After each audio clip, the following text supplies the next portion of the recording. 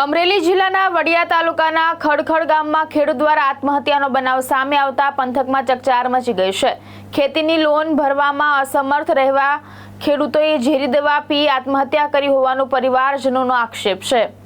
વડિયા તાલુકાના ખડખડ ગામના ખેડૂત અશ્વિન નાથાભાઈ હિરપરાએ ઝેરી દવા પી આપઘાત કર્યો હોવાનું સામે આવ્યું છે। ખેડૂત સંયુક્ત પરિવારમાં રહેતા હતા અને અંદાજે 10 વીઘા જમીન ધરાવતા હતા। પરિવારજનોના જણાવ્યા અનુસાર ખેતી માટે લેવામાં આવેલી બેંક લોન સમયસર ભરાઈ ન શકતા છેલ્લા 3 મહિનાથી બેંક તરફથી સતત ફોન આવી રહ્યા હતા। પરિવારના સભ્યોએ આક્ષેપ કર્યો છે કે બેંકના દબાણ અને ધિરાણની ચિંતાને કારણે ખેડૂતે આ પગલું ભર્યું હતું।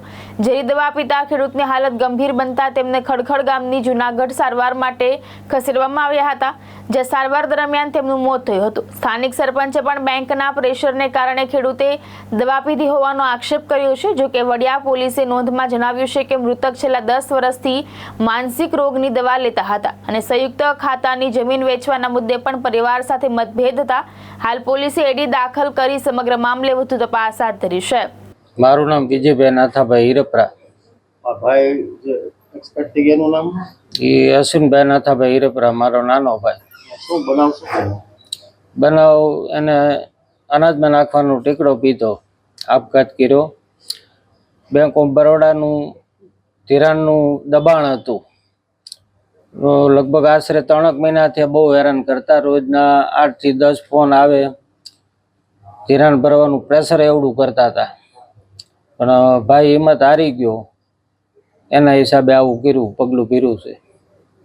ભાઈના પરિવારમાં ભાઈના લગ્ન થઈ ગયા? ભાઈના લગ્ન થઈ ગયા।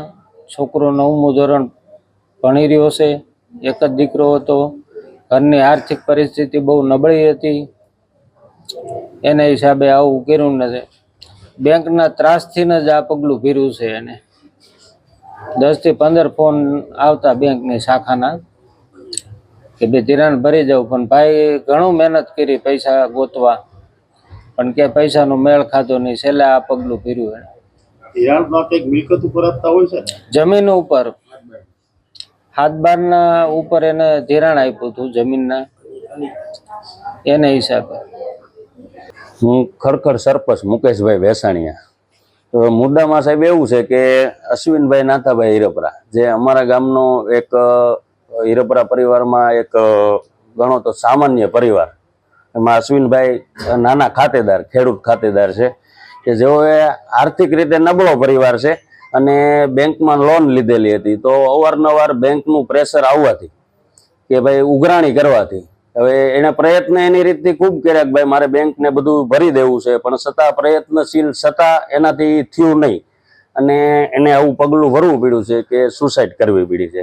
તો બેંકનું એટલું બધું પ્રેશર ન હોવું જોઈએ, જેથી કરીને કે આવા નાના ખેડૂત ખાતેદારોને આવા પગલાં ભરવા પડે। તો બેંકને થોડુંક સમજવું જોઈએ કે ભાઈ એમના પરિવારનો સંપર્ક કરવો જોઈએ, અથવા તો ગામનો કોઈ નાગરિકો એનો સંપર્ક કરવો જોઈએ કે જેથી કરીને આ વ્યક્તિને આ પગલું ભરવું ન પડે। રાજુભાઈ ભેસાણીયા મારું નામ છે। આ ગામ ખડખડ છે, તાલુકો કુકાવાવ, જિલ્લો અમરેલી છે। આજની મારા જ ગામની આ ઘટના છે। અશ્વિનભાઈ નાથાભાઈ હિરપરા એક ખેડૂત છે, ખેડૂત પરિવારમાં જન્મેલો દીકરો છે। રાત દિવસ અથાગ પરિશ્રમ કરવા વાળો પરિવાર છે। સુસાઇડ કરી આજે એની ઘર આંગણે અમે આશ્વાસન દેવા આવ્યા ત્યારે પરિવારની વેદના સાંભળી અને ખૂબ દુઃખ થાય છે, હૃદય કકડી જાય છે। પહેલી વિનંતી મારી એ છે કે સમાજ આ પરિવારની સાથે આવે। આ એક ખેડૂત પરિવાર છે અને સુસાઇડના કારણો સાંભળી હૃદય કંપી જાય છે। 12-13 વર્ષનો એક દીકરો, નાનો માસૂમ ફૂલ જેવો, અને ફૂલ જેવો પરિવાર નજરની સામે વિખાઈ ગયો। એક ધનાઢ્ય માણસોના ત્રાસ, બેંકોના ત્રાસ, આ બધું સાંભળી હૃદય કકડે છે। મારી એક વિનંતી છે કે તંત્ર આ પરિવારને ન્યાય આપે, સમાજ આ પરિવારની સાથે આવે। આ રીતના અમારા ખેડૂત પરિવારો વિખાઈ જશે, આ રીતે અમારા ફૂલ જેવા પરિવારો ના મારા વિખાઈ જશે, તો કેની પાસે અપેક્ષા? આ સમાજ વિખારાતો રહે. સૌ સાથે મળી આ પરિવારને હૂંફ આપી અને એક માસૂમ દીકરો જેના સપના કંઈક અલગ હતા, આજ એનું શિક્ષણની